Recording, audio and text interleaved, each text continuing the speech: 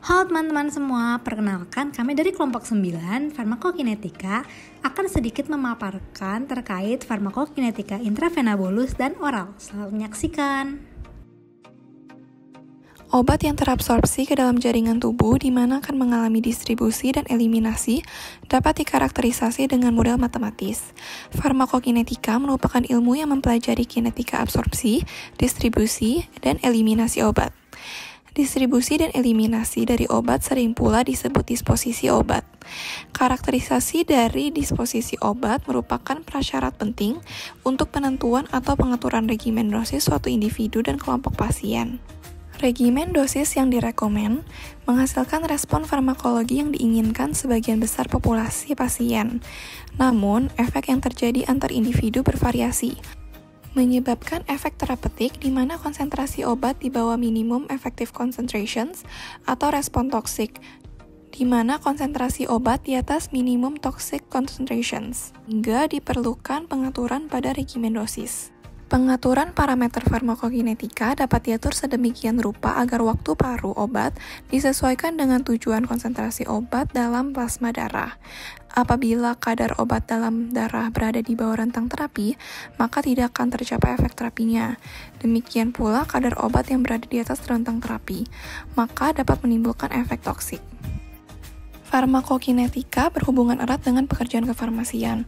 Identitas dari farmakokinetik suatu obat dapat menentukan faktor-faktor yang mempengaruhi kadar dan kerjanya di dalam tubuh melalui parameter farmakokinetika. Contohnya phenytoin memiliki indeks terapi sempit yaitu 10-20 mg per liter. Oleh karena itu, kadar phenytoin dalam darah harus berada di rentang terapi tersebut. Dosis phenytoin IV yang direkomendasikan adalah 200-400 mg per hari dengan suntikan lambat atau kecepatan tidak lebih dari 50 mg per menit dan dilanjutkan dengan dosis pemeliharaan yaitu 100 mg tiap 6-8 jam.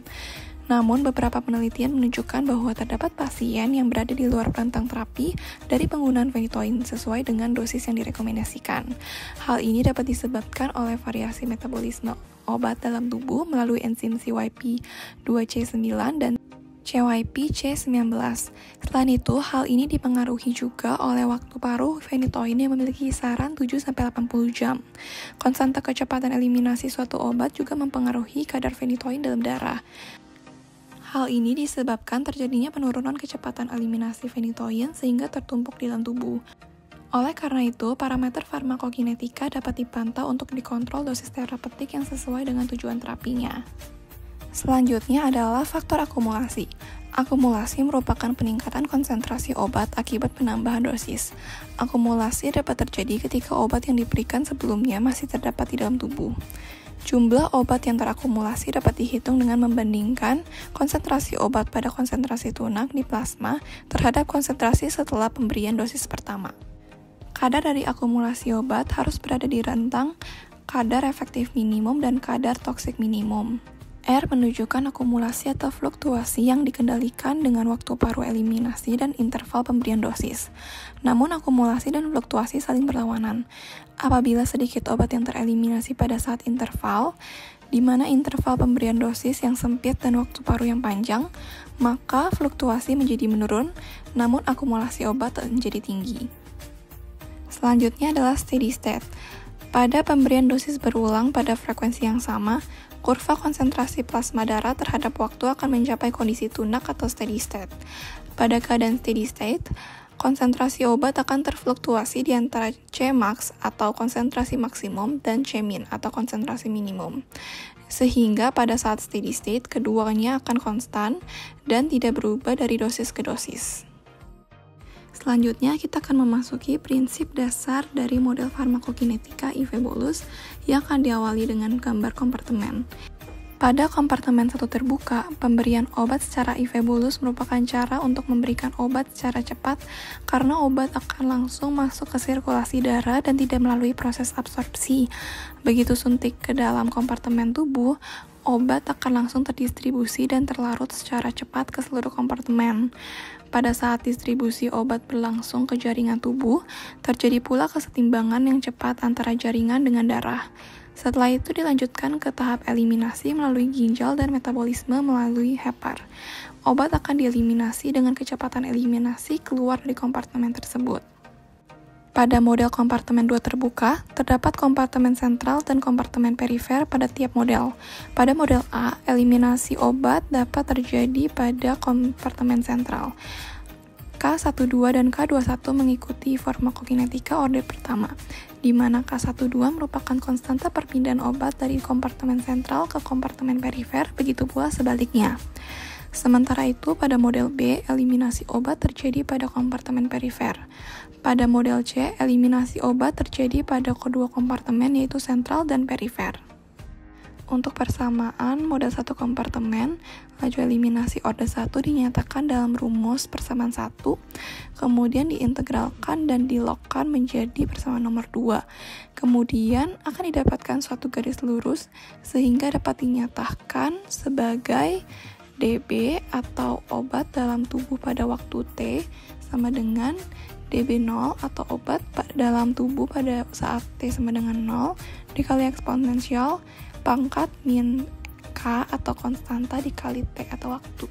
Volume distribusi obat berhubungan dengan konsentrasi obat dalam plasma atau CP dan jumlah obat dalam tubuh sehingga dapat dirumuskan sebagai persamaan nomor 4. Di mana akan dilanjutkan substitusi ke persamaan nomor 2 sehingga mendapatkan persamaan nomor 5 dan dapat dinyatakan sebagai CP atau konsentrasi obat dalam tubuh pada waktu T sama dengan CP0 atau konsentrasi obat dalam tubuh pada saat T sama dengan 0 dikali eksponensial pangkat min K atau laju dikali T atau waktu. Untuk persamaan model 2 kompartemen, pada kompartemen sentral akan didapatkan seperti persamaan nomor 1 dan untuk kompartemen perifer akan didapatkan pada persamaan nomor 2. Ketika persamaan diferensial pada kompartemen sentral dan perifer diintegrasikan serta diselesaikan untuk konsentrasi plasma, maka akan diperoleh bioeksponensial berikut, di mana alfa merupakan konstanta distribusi, beta merupakan konstanta eliminasi, serta A dan B merupakan intercept dari fungsi eksponensial. Pada umumnya, alfa lebih besar daripada B. A dikali eksponensial pangkat min A kali T menyatakan distribusi obat, dan B dikali eksponensial pangkat min beta kali T menyatakan eliminasi obat. Selanjutnya, kita akan memasuki prinsip dasar dari model farmakokinetika per oral, di mana akan diawali dengan gambar kompartemen model absorpsi orde 0 dan 1. Pada pemberian obat secara oral ke satu kompartemen terbuka, obat akan masuk ke dalam saluran cerna dan akan mengalami absorpsi sehingga obat akan larut di dalam tubuh dengan volume distribusi dKi. Setelah itu, obat akan tereliminasi atau DE sehingga obat yang mencapai sistemik tergantung pada jumlah obat yang terdapat di saluran gastrointestinal atau dKi dan jumlah obat yang tereliminasi atau DE. Untuk persamaan model absorpsi orde 0, laju absorpsi orde 0 dapat dinyatakan pada persamaan 1 dan laju absorpsi orde 1 akan dinyatakan pada persamaan kedua. Laju perubahan jumlah obat di dalam tubuh persatuan waktu dapat dinyatakan pada persamaan 3, sehingga hasil integrasi dan substitusi dari dB sama dengan CP kali VD merupakan CP sama dengan K0 dikali 1 min eksponensial pangkat min KT dibagi dengan VD kali K. Untuk persamaan model absorpsi orde 1, laju absorpsi orde 1 dari gastrointestinal dapat dinyatakan pada persamaan nomor 1, di mana nantinya persamaan nomor 2 akan disubstitusikan ke persamaan nomor 1 sehingga diperoleh persamaan nomor 3. Laju eliminasi orde 1 sendiri dapat dinyatakan pada persamaan nomor 4, dan laju perubahan jumlah obat di dalam tubuh persatuan waktu dapat dinyatakan pada persamaan nomor 5. Hasil integrasi dan substitusi dB sama dengan CP kali VD dapat dinyatakan CP sama dengan F kali KA kali D0 kali eksponensial pangkat min KT dikurangin eksponensial pangkat min KAT dibagi dengan VD kali KA dikurang K. Berikut adalah persamaan farmakokinetika intravena bolus berulang yang dibagi menjadi 3, di mana yang pertama adalah pada saat pasien patuh minum obat. Terdapat 5 rumus, yaitu CP, CP tahingga, C-min, C-max, dan C-average atau C rata-rata. Berikut adalah keterangan rumus pada saat pasien patuh minum obat. CP merupakan konsentrasi obat dalam plasma pada waktu T setelah pemberian obat atau pada saat steady state. C-min merupakan konsentrasi obat dalam darah sesaat sebelum dosis berikutnya atau dosis terendah pada saat steady state. C-max merupakan konsentrasi tertinggi obat dalam darah pada saat steady state. C-average adalah konsentrasi rata-rata pada saat steady state. D0 merupakan dosis injeksi, V merupakan volume distribusi, N merupakan jumlah dosis, K merupakan konstanta kecepatan eliminasi, Tau merupakan interval waktu, dan T waktu setelah pemberian obat. Yang kedua adalah pada saat pasien lupa minum obat atau misdose. Terdapat 2 rumus, yang rumus kanan adalah digunakan pada saat steady state. Rumus CP ini adalah pengembangan dari rumus CP pada saat pasien patuh minum obat, di mana terdapat penambahan rumus yaitu min E pangkat min K Tmis, di mana Tmis merupakan waktu pada saat lupa dosis yang dihitung sejak dosis lupa diberikan. Yang ketiga, pada saat dosis terlambat diberikan atau late dose.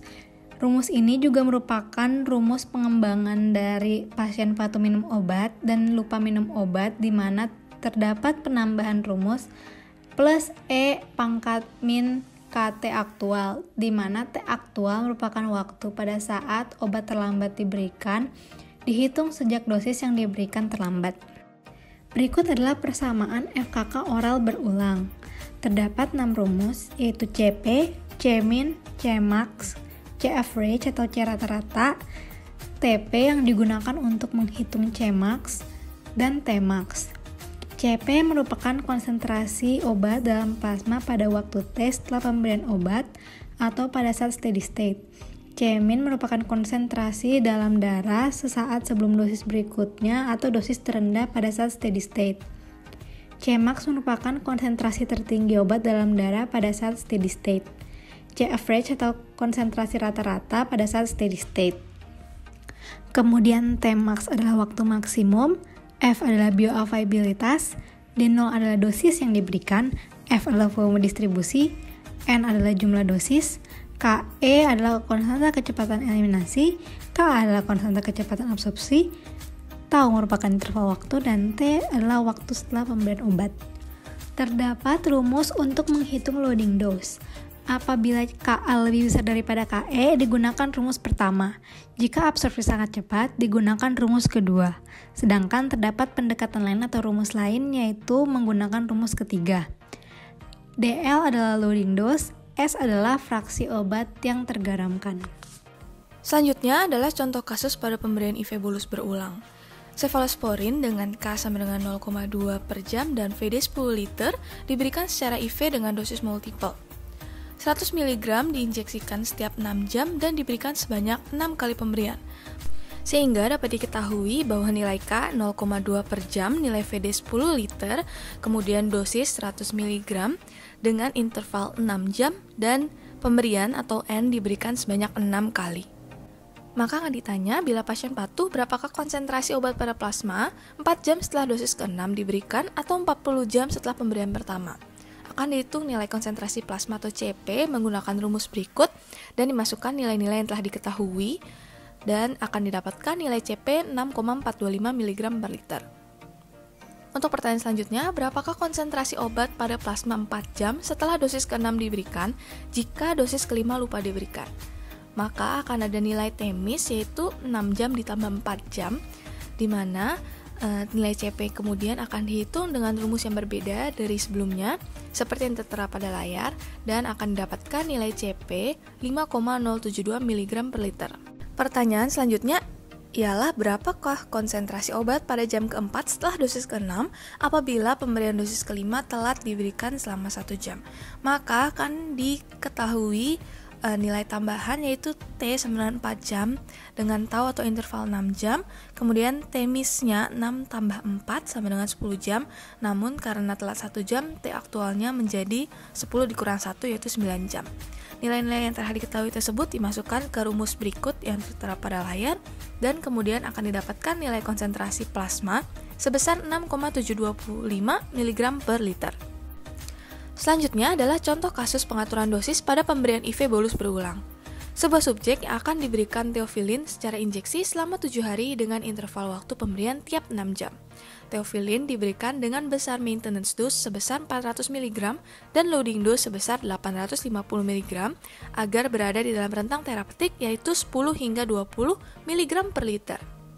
Lakukan simulasi profil farmakokinetika apabila yang pertama, apabila pasien patuh, dapat dilihat pada layar bahwa grafiknya berada pada rentang terapeutik dan semuanya seragam. Kemudian, apabila pasien terlambat pada dosis kelima selama 1 jam, dapat terlihat bahwa pada puncak kelima terdapat lembah yang lebih rendah dan sedikit mengenai nilai KEM. Selanjutnya, apabila pasien lupa pemberian keempat, maka dapat terlihat bahwa puncak keempat tidak ada dan digantikan dengan lembah yang menurun lebih di bawah KEM. Kemudian, untuk puncak kelima, 6, dan 7 terlihat bahwa tidak berada pada puncak dengan konsentrasi yang sama dengan puncak maksimal yang lainnya. Walau demikian, seiring berjalannya waktu, puncak akan kembali sama pada steady state dan termasuk di dalam rentang KEM dan KTM. Berikutnya, ada contoh kasus pengaturan dosis pada pemberian oral berulang. Pemberian teofilin secara oral dengan dosis maintenance 200 mg dan loading dose sebesar 500 mg dilakukan agar segera mencapai steady state dan masuk pada rentang terapi teofilin, yakni KM sebesar 10 mg per liter dan KTM 20 mg per liter. Teofilin ini akan diberikan dengan interval 8 jam selama 3 hari. Simulasikan farmakokinetika apabila yang pertama, apabila pasien patuh. Terlihat bahwa grafik puncak dan lembah terdapat di antara rentang-rentang terapeutik, yaitu di antara KEM dan KTM. Kemudian yang kedua, apabila terlambat 2 jam pada pemberian keempat, maka dapat terlihat bahwa lembah setelah pemberian ketiga lebih rendah dan terjadi penurunan puncak untuk pemberian keempat yang lebih rendah dibandingkan puncak yang lainnya. Selanjutnya, apabila pasien lupa pemberian keempat, dapat terlihat pada grafik bahwa tidak adanya puncak keempat dan terjadi penurunan lembah hingga di bawah KEM. Kemudian untuk pemberian kelima, 6, dan 7 terlihat sedikit lebih rendah dibandingkan puncak lainnya. Walaupun demikian, sama seperti IV bolus berulang, akan kembali pada puncak yang steady state saat berjalannya waktu. Loading dose. Loading dose merupakan sebuah dosis awal yang diberikan untuk mencapai konsentrasi plasma yang diinginkan, yang umumnya adalah steady state, secepat mungkin. Sekarang akan kami jelaskan contoh perhitungan loading dose pada IV bolus. Jika diketahui seorang pasien LK, seorang pria, berbobot 80 kg, terkena pukulan keras kepada kepala dan mengalami kejang. Berapakah loading dose yang direkomendasikan apabila diketahui rentang terapeutik 10 hingga 30 mg per liter dengan bioavailabilitas 0,9 dan jumlah yang tergaramkan atau fraksi yang tergaramkan 0,9 dengan VD 0,7 dan clearance 4 ml per jam kilogram. Untuk menentukan loading dose dapat ditentukan beberapa nilai sebelumnya, seperti yang pertama adalah waktu paruh. Waktu paruh atau T setengah dapat dicari dengan rumus 0,693 VD dibagi dengan clearance. Maka akan didapatkan nilai waktu paruh dari teofilin sebesar 5,05 hari. Kemudian, kecepatan administrasi untuk mencapai konsentrasi plasma di dalam rentang terapeutik juga dapat dicari. Kita anggap rentang terapeutik yang dipilih adalah 20 mg per liter yang termasuk dalam rentang terapeutik 10 hingga 30 mg per liter dari teofilin. Maka akan didapatkan kecepatan administrasi sebesar 6,4 mg per jam. Setelah itu, karena waktu paruh yang tadi sudah kita cari adalah 5 hari, maka dapat diketahui bahwa interval sebesar 24 jam. Untuk itu dapat juga dicari nilai dosis yaitu adalah kecepatan administrasi dikalikan interval dibandingkan dengan S dan juga bioavailabilitas. Maka akan didapatkan nilai dosis sebesar 190 mg per harinya. Selanjutnya dapat dilakukan perhitungan loading dose dengan rumus membagi dosis dengan 1 dikurangi eksponensial dari konstanta kecepatan eliminasi yang dikalikan dengan interval. Penentuan nilai konstanta kecepatan eliminasi dapat dilakukan dengan membagi 0,693 dengan nilai T setengah, yaitu 5,05. Maka akan didapatkan nilai loading dose sebesar 1482 mg. Selain untuk IV bolus, dapat dilakukan juga perhitungan loading dose untuk oral berulang. Pasien laki-laki 81 kg akan diberikan tetrasiklin HCl 250 mg setiap 8 jam selama 2 minggu.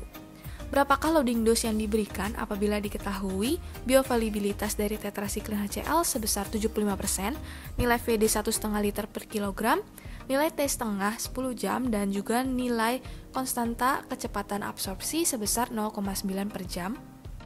Dari contoh soal telah diketahui dosis, interval, bioavailabilitas, volume distribusi, waktu paru KA dan KE. Setelah itu kita langsung masukkan saja ke rumus loading dose, di mana rumusnya adalah D0 per 1 min E pangkat min K atau dikali 1 min E pangkat min KE tau, dengan hasil akhir yaitu 588 mg. Berikut adalah profil farmakokinetika pada pemberian dengan loading dose untuk intravena bolus berulang. Sebelum diberikan loading dose, terdapat puncak dan lembah yang tidak memasuki rentang 10 hingga 20 mg per liter. Namun, setelah diberikan loading dose, maka dia akan masuk ke dalam rentang 10 hingga 20 mg per liter.